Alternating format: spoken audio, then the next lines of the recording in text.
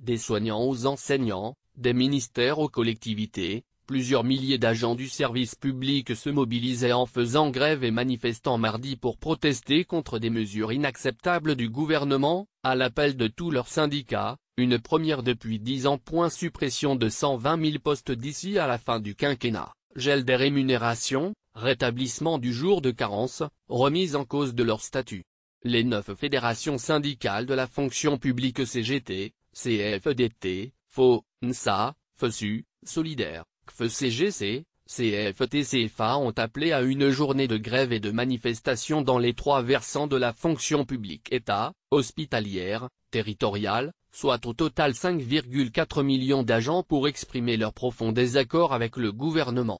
Macron regarde ta Rolex, c'est l'heure de la révolte, pouvait-on lire parmi les slogans à Saint-Nazaire où entre 2400 et 4000 manifestants ont défilé.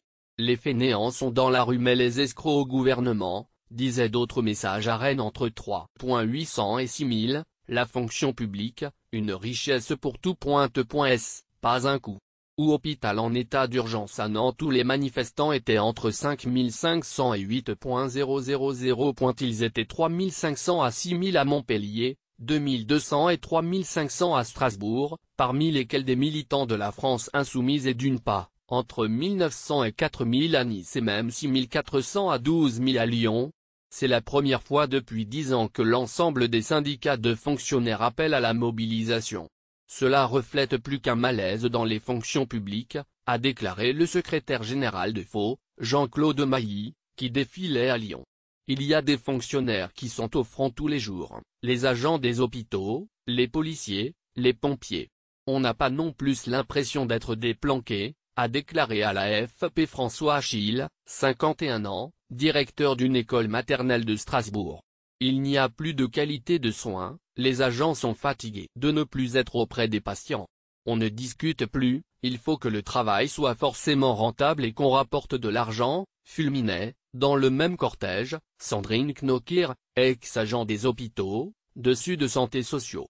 Quand on gagne 1600 € net au bout de 15 ans, ça fout un peu les boules, déplorait Corinne, employée de mairie de 54 ans, à Saint-Nazaire. 10 ans en avoir assez que les fonctionnaires, parfois bac+5, soient considérés comme des privilégiés avec la sécurité de l'emploi, bien payés.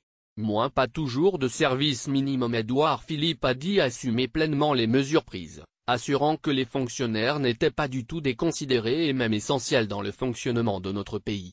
Il y a une mobilisation importante. Il faut entendre ces inquiétudes, a déclaré le porte-parole du gouvernement Christophe Castanet, pour qui néanmoins les craintes sur le pouvoir d'achat ne sont pas légitimes.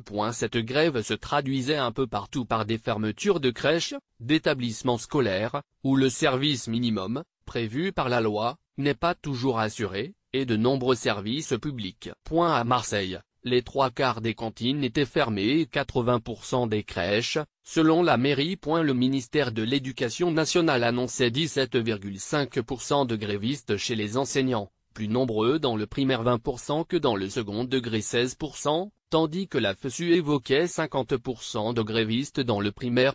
Dans le ciel, 30% des vols ont été annulés préventivement en raison de la grève des agents de l'aviation civile, qui emploient majoritairement des fonctionnaires. En revanche, il n'y avait pas de perturbation à la SNCF et la RATP, excepté sur le RERB.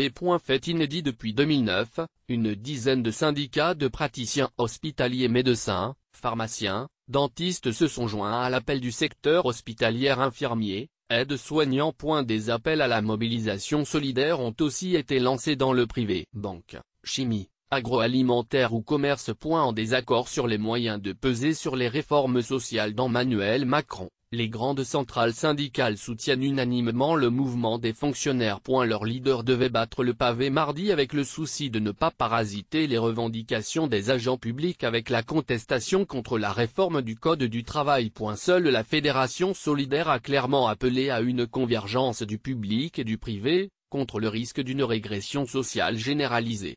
Un rendez-vous salarial aura lieu le 16 octobre, a annoncé le ministre chargé de la fonction publique, Gérald Darmanin, répétant qu'aucun agent public ne verra son salaire baisser.